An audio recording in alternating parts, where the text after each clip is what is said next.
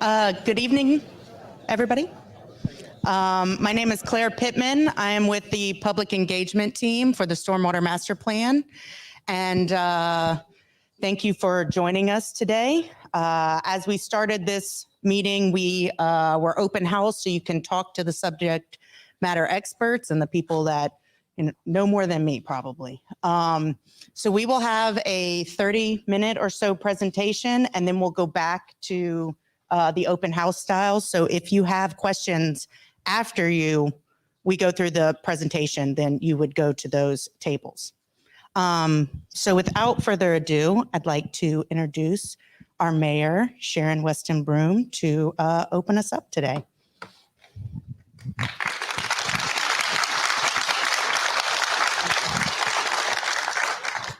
Thank you and welcome and good evening to everyone. I'm so glad to see so many people out for this public meeting on the Stormwater Master Plan. The meeting that we're having tonight brings us to a critical point in our Stormwater Master Plan and our 20-year capital improvement plan. So tonight, the project team will present the findings of their assessment and share next steps. Like many of you, I was impacted by the flood of 2016. And when I took office in 2017, I made it a priority for us to understand and address the issues facing our drainage system. So as a result, the city parish received approximately $15 million from FEMA's Hazard Grant Mitigation Program that was used to fund the Stormwater Master Plan and the 20-year capital improvement plan. Since then, the project team has collected data. They have evaluated our current drainage system, and they are now ready to make recommendations. Over the past 2 years, the project team has hosted 16 public meetings and more than 30 meetings with stakeholders to provide updates and to get feedback. So in a moment, the project team will go over these recommendations in greater detail. But some of the main ones are implementation of the 20-year capital improvement plan, the preservation of floodplain storage, public education, revisions of the Unified Development Code. It's important to point out that while we are developing the East Baton Rouge Parish Stormwater Master Plan, there have also been some other major drainage projects happening simultaneously that will benefit our parish. We have 7 hazard grant mitigation projects through FEMA, 4 Louisiana Watershed Initiative projects, the United States Army Corps of Engineers 5 Tributaries Project and the Comite River Diversion Canal Project, and our American Rescue Plan Drainage Initiative, which is focused on cleaning bayous and channels, repairing damaged pipes, drains, and sinkholes, and cleaning roadside ditches. Over the past 14 months, we have removed 18 million pounds of debris from 65 miles of our drainage system. This is really significant work. This is only, however, a snapshot of the things happening to reduce flood risk within our parish. At this time, I want to recognize all of our council members who are here and ask them to stand so that your residents can see that you're out here tonight. Rowdy Godet, Lori Adams, Cleve Dunn. Thank you all. And we have Councilwoman from Baker as well. Any other elected officials who are here? Well, thank you all for being here with your constituents tonight. So at this time, I'm going to turn it over to Melissa Kennedy, who will present the findings of the Stormwater Master Plan and recommended 20-year capital improvement plan. Melissa? Thank you, Mayor.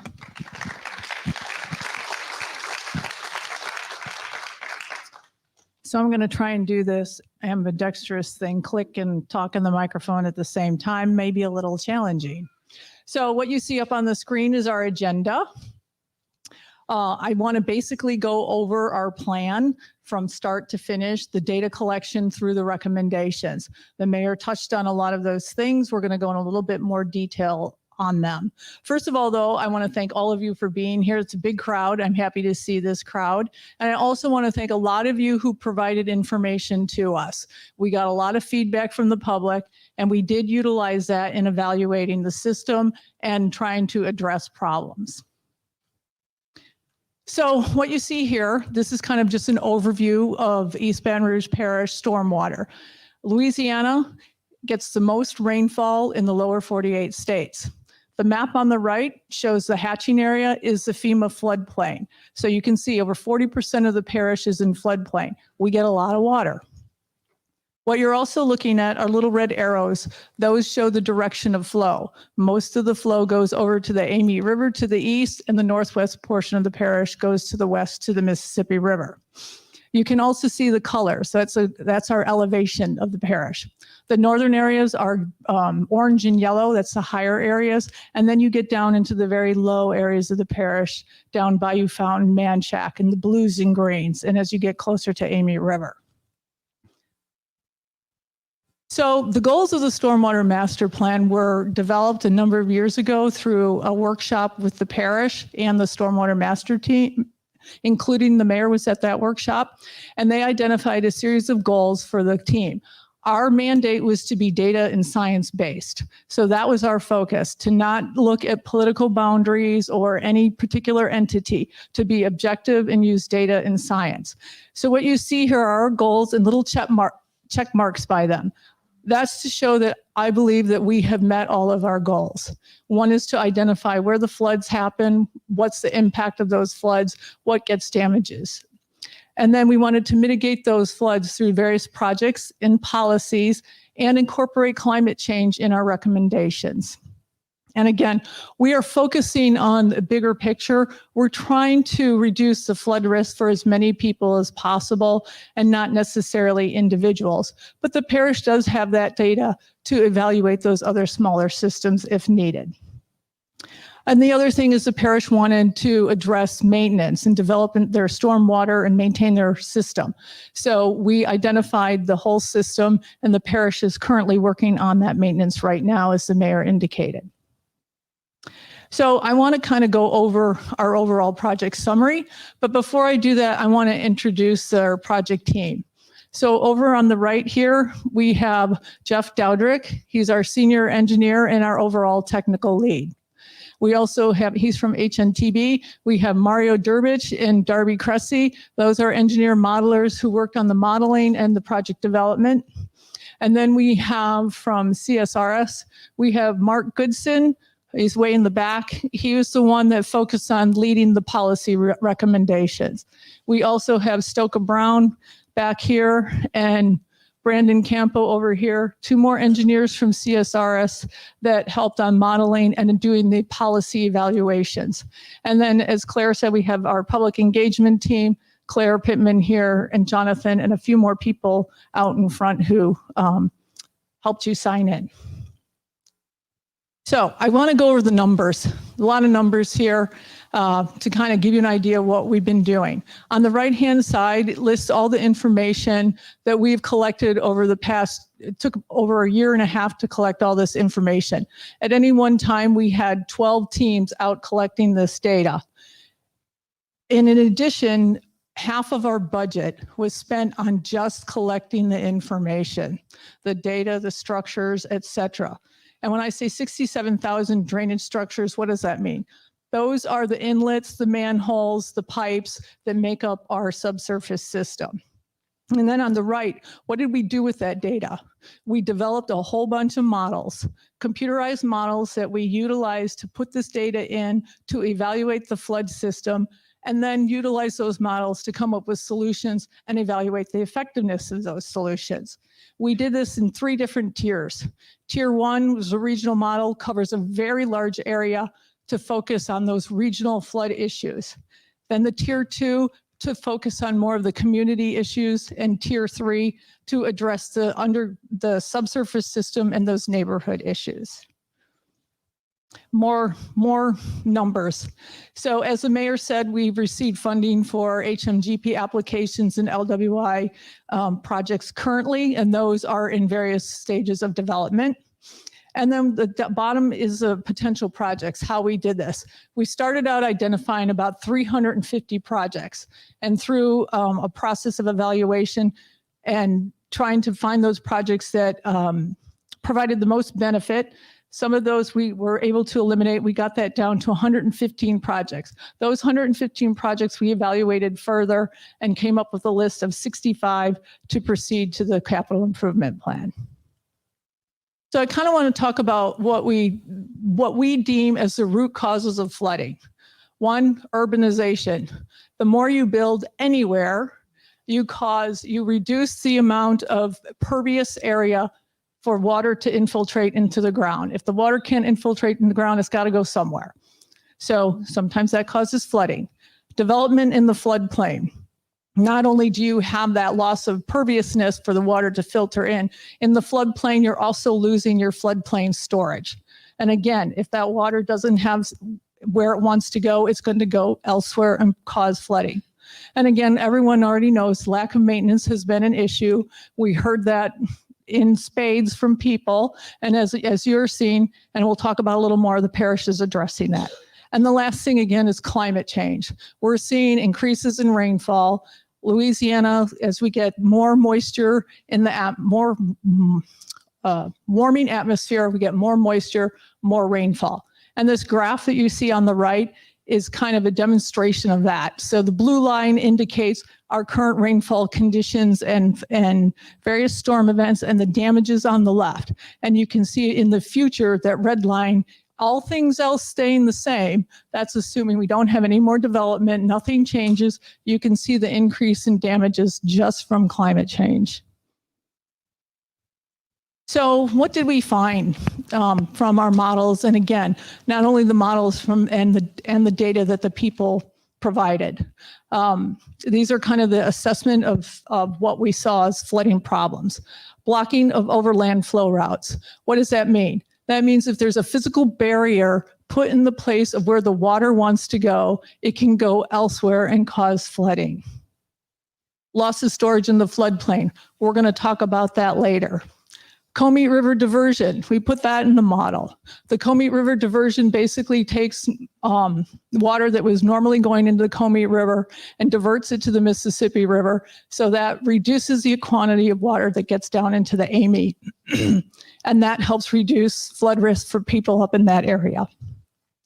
Again, we talked about climate change. We talked about other things. We want to talk about critical maintenance. So what that is if a development has a subsurface system that has just one outlet, and that's the only outlet for the water to get out, that we consider a critical structure. So it's very important for that structure to be maintained to make sure that it doesn't get blocked and cause backup of flooding. I'm going to show you some of that. So the projects, again, I'm going to go over kind of the process. I talked a little bit about that and where we are with those projects. So again, the recommended projects I discussed earlier, we started with about 350 throughout the watershed. And then this map, what you're seeing are the various watersheds that we evaluated. We got that down to 115. We prepared concept designs, detailed cost estimates, and did a benefit cost analysis on every single one of those 115 projects to evaluate whether we felt that it had a reasonable chance of moving forward into the capital improvement plan. Then we whittled that down to 65 by doing a technical analysis to come up with that list. 2 of those projects we talked about are for floodplain preservation. And if you want to know more about the projects after I'm done talking, over on that side of the room, they'll be very happy to talk to you about any specific project that we looked at. So the type of projects that we're talking about, bridge culvert replacements, pump stations, levees, flood walls, diversion channels. These photos that you're looking at are just a couple examples. The one on the bottom is floodplain preservation. We're recommending over an Elbow Bayou in the Bayou Fountain watershed. And then one on the top is a detention pond with a controlled outlet. So those are just a few of the examples of the types of projects we're talking about. Okay, Claire said this one's going to be more complicated because there's movement. So what you're seeing here, this is a portion of a Hurricane Creek model. And what we did is we evaluated various rainfall events. On this screen, what you're seeing, the Glen Oaks area, this is a 13-inch and 24-hour rainfall simulation, which is approximately 100-year. What you're seeing is instead of the water going down and through the channel, it's going over land because that's where it wanted to go originally. So when there's too much water and the canal can't carry it, that's where the water wants to go. So those pokes get flooded. So what are we going to do? So what you see here on the left is our proposal to solve that problem. We have a relief sewer proposed that goes through the neighborhood and into a detention pond to take that extra water to prevent it from flooding and then go back down into the canal. And what you see here on the right is a map of the benefits that we're seeing from that project. The blue indicates water surface elevation reductions as a result of that project, and all the little red circles, those represent homes or structures that will receive the benefit from that project. So another example I have, this is Lively Bayou in the Jones Creek watershed. Let me get that one going. So again, it's another 13-inch and 24-hour rainfall. And why are we looking at that? We look at the 100-year because that's the FEMA target for structures to be protected from flooding. So that's our target. So we look at that. So you can see on the right-hand side, there's a lot of water going through that neighborhood. And you can see as you get down towards the bottom, right here, there's a restriction. So all that water is not able to get through. So we are looked at some options for fixing that situation. So on the left, this is Flannery Road. Oh, let me go back. So Flannery Road goes down right down through there.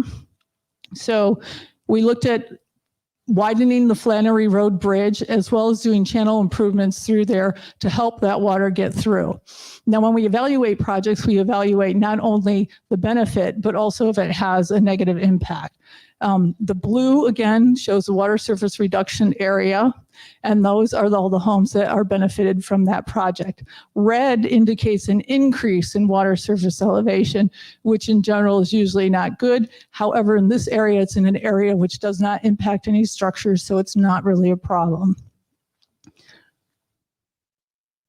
So what you see here, this is the Jones Creek watershed. I will tell you, Jones Creek and Ward Creek are very difficult for us to find solutions because they are so urbanized. The channels are very constricted. There's development up to practically the channel banks on a lot of those.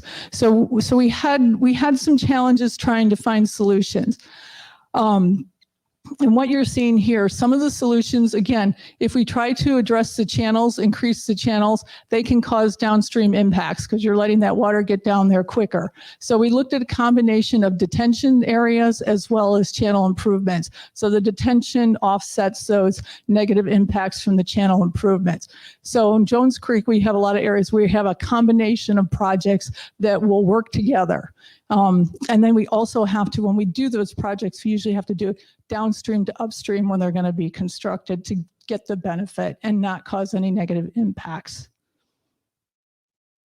So again, these are the projects we talked about before, the mayor mentioned that have already been awarded, 7 of them from the hazard mitigation, 3 through the Louisiana Watershed Initiative. The maps over there, if you want more information, we can talk about those later. These are not included in our CIP because they're already approved and in development. So these are on their way. And again, we talked about the maintenance work. What you see on these photos are a couple pictures of the maintenance work. It's ongoing.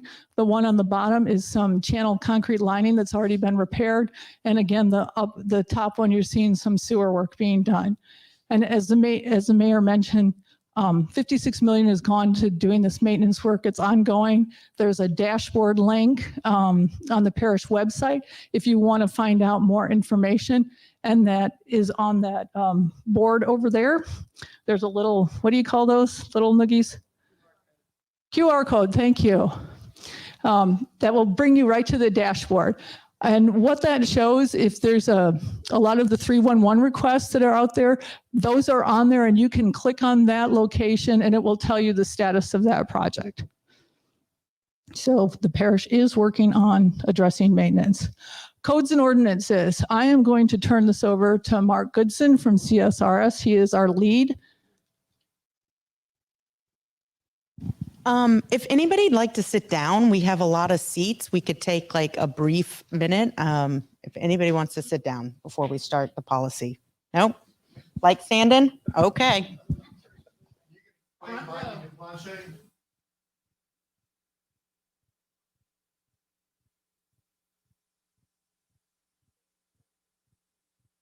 Get up there.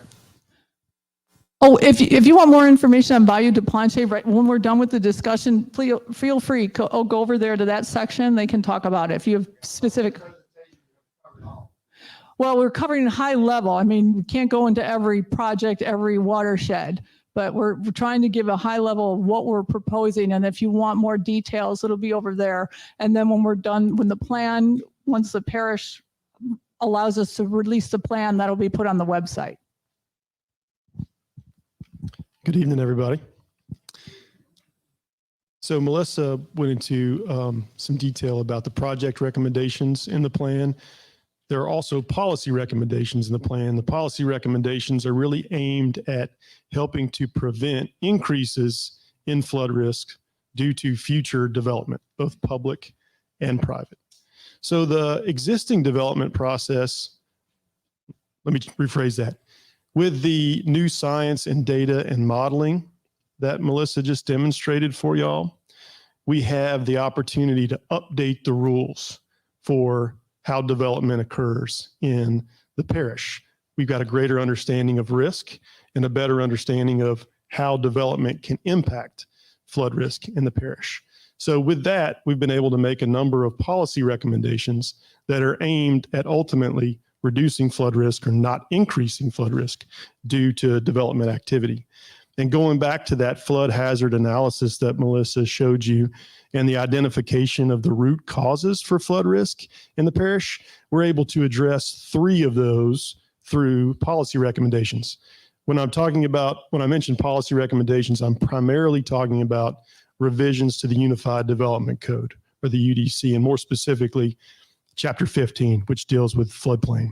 So you can see there are a number of recommendations, and happy to discuss these in more detail with you over at the Codes and Ordinances station in the back corner. All of them are aimed at reducing flood risk. Many of them also can help provide additional benefits, such as improved water quality, preserving natural areas, and other things. I'm going to touch on 3 of the bigger ticket policy items, I'll say, that involve some robust discussion in their development with many of the stakeholders. The first is what we call a floodplain conveyance zone. So again, using the new science and data and modeling that's available to the parish, we were able to, or the team was able to identify areas within the parish which are critical to the conveyance or the flow and movement of floodwater. Not all of these, once we plugged in the data, including current and future data, not all of these fall within the existing FEMA floodways or flood zones, okay? But they're no less critical to the movement of water. And when development happens in these areas, that means that water, unless it's accounted for, that conveyance is accounted for, it gets redirected and pushed to the surrounding areas, and it can have an impact on the flood risk for those surrounding areas. So by identifying these floodplain conveyance zones through this proposed policy, it's one saying these are areas that may or may not fall within the existing flood zone, but they're no less critical to the movement of floodwater. And any development that happens in these areas has to go through an off-site drainage assessment. And that's a process designed to utilize the new models that the parish has to literally plug those development plans into the model and look at what that does to the conveyance of stormwater. If it has an impact on the surrounding properties, then the development hopefully can be updated and revised and adjusted so that it can continue to move forward with the assurance that it's not going to push the water on surrounding properties. Another recommendation has to do with fill mitigation. Melissa mentioned earlier that fill in the floodplain, when not sufficiently mitigated, reduces the amount of water that floodplain can hold, and again, pushes that water somewhere else. What we're clarifying in these recommendations is that, when you dig a detention pond and use that material for fill, yes, that detention pond should account for the volume taken from that detention pond, should account for the volume that's being used for fill, but it should also make sure that detention pond can account for the increased runoff that's going to result from that new development. So if you're adding impervious surfaces as part of a proposed development, parking lot, roofs, whatever it may be, you need to ensure that storage that's going to be needed to manage that runoff is accounted for in the fill mitigation calculations. And then stream setbacks. As Melissa mentioned, with some of the examples earlier, there are a number of cases where we have development all the way up to the top of bank of streams. And that creates some real issues. What the stream setback is intended to do is to preserve essentially a buffer from the top of that stream out a certain distance, and that's calculated based on the width of the stream, in which there can be limited and sort of passive development activity. So, essentially we want to maintain this as green space or natural space. It can have walking paths. It can have some limited improvements, but that's to help slow down and clean runoff before it enters those streams. It's to help reduce erosion that could impact those structures that are built near the streams. It's also to sort of save room for later if the parish or whomever needs to be able to come in and make improvements to those streams. So the stream setback ordinance will create that buffer, if you will, along either side of certain streams that'll be designated on the open data BR website on the parish's website. I'll hand it back over to Melissa. Thank you. Thanks, Mark. Now we're going to kind of talk about the overall end result and the benefits of the whole program. So again, we have the 20-year capital improvement plan for the 6-year odd projects that we're recommending, plus the policies that Mark just talked about. And if you do have more questions on policies, please feel free to talk to Mark after the presentation. But there's a bunch of other ancillary benefits that we're getting from the work that we've done, from all this modeling and all the data. We're going to be able to generate hundreds of flood maps that the parish can use to assess flooding. The data and the models can be used to help the parish achieve an improved community rating system. And what that means, it allows the parish to get community-wide flood insurance reduction. So if we're able to do that, everyone's flood insurance will go down a percentage. The data and the modeling can be used to evaluate the developments, as Mark said. That information will also be available for public use. And again, we have utilizing that for all of this, the projects, the model, the data is setting the parish up for applying for additional funding and grant applications. So how much is it going to cost? A lot. So the top talks about the CIP projects. That's about $1 billion. And then you can see the list of some of the other programmatic recommendations. So total around about $1.65 billion. And then we have some implementation, as Mark talked about, those developments, doing those offsite drainage assessments. It's going to require some work. So we're assuming that, including that and some continuing our public outreach and education, about $800,000 a year. So how's that going to be paid for? Well, as we already talked about, we've tried to capitalize as much grant funding as we can. I'm going to talk about that. We're going to do some more of that, but the parish is going to make available to themselves and utilize as many funding options as they can, federal, state, local, etc. And again, as I said, there's $56 million that's going to maintenance currently. So what you're seeing on this slide are the other grant funding opportunities. The top 3 listed are ones that we're currently working on right now. There's additional monies available, and we're preparing grant applications currently. The other ones, it says future grant opportunities. As I think many of you know, there's been a lot of money coming out from the federal government. And so we're identifying the various grant opportunities that we can utilize either individually directly for a project or put stormwater in with another project to capitalize on other funding sources. So the IIJA funding, federal funding that's coming through, it's about a 5-year program. So we're going to be working on trying to get as much of that money as we possibly can. So key takeaways. Again, we talked about the projects, we talked about the policies, we talked about the backlog of maintenance. And we talked about capitalizing on additional funding. What I also want to talk about is we all have the responsibility to ensure flood risk reduction. We talked about how to, I think I talked earlier to someone, but making sure your neighbors don't put grass clippings and leaves in the street and blocking the drains and clogging them. We all need to take responsibility. Our communities, working with our elected officials, working with the federal and state governments to make all of this happen. And it can't just be one thing. We need to do all of these things to help solve the problem. And the last thing I have on here is flood insurance. We live in an area very susceptible to flooding. Your best defense is flood insurance. So I highly, highly recommend that. And that's all. Oh, I think Fred, I'm calling Fred Rayford up. He said he wanted to say a few words. Thank you, Melissa.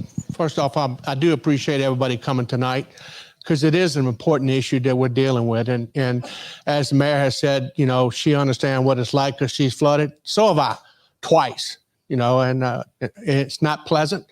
And look, I was the director of public works when I got flooded in 16. Boy, it tells you how much I know sometimes, you know.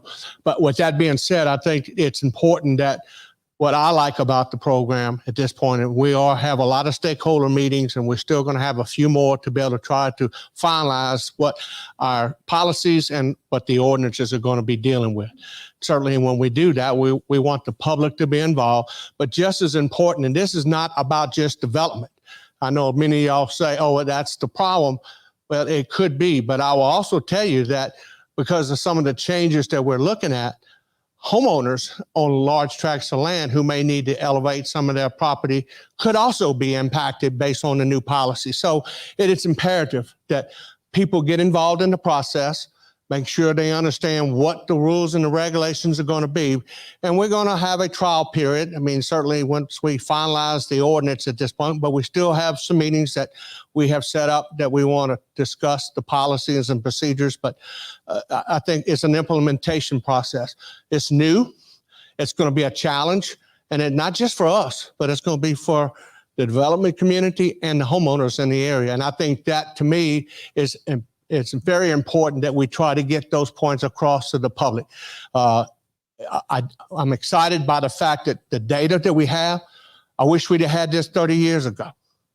But, you know, it goes to show you how technology happens and what takes place. And from my perspective, we actually have very, very good technical data to make good decisions on reducing flood risk. Now, that doesn't mean that we're going to eliminate flooding entirely. I mean, as stated tonight, you can call it what you want. Climate change, weather change. I can assure you the weather patterns for our parish and our surrounding areas have changed dramatically over the last 5 to 10 years. We got more intense rainfalls, as the mayor likes to say, rainfall on steroids. Well, that's somewhat what we have. And to me, I think that's what our goal is, to try to do as best as possible to address that, knowing that there may be a rain event that we just can't deal with. I mean, the system just can't handle it. But I will just say that I'm looking forward to moving this program forward. Because to be quite honest, I get frustrated when I go to the grocery store and people are telling me, Fred, we need to do something about flood risk, and I get that, and I don't disagree with that, because it is a problem and it's something we have to deal with. But what's exciting is that I'm telling you, we have the data to support the positions that we need to take. And that's what the $15 million was able to provide for us of federal funds. And to me, if I can do anything, that would be one thing I would thank the federal government for, because they at least gave us an opportunity to get together a plan to be able to address those issues. And I think that the firm that we have, they did a fantastic job from the media outreach, but just from the technical support, I'm excited about it and look forward to answering questions at any of the issues that we have to deal with. Thank you all very much.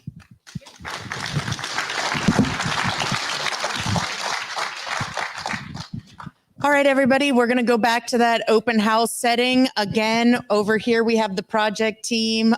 We have the boards that Melissa mentioned about maintenance. There's a QR code. In the back here is codes and ordinances. So please feel free to go talk to the team about your specific area.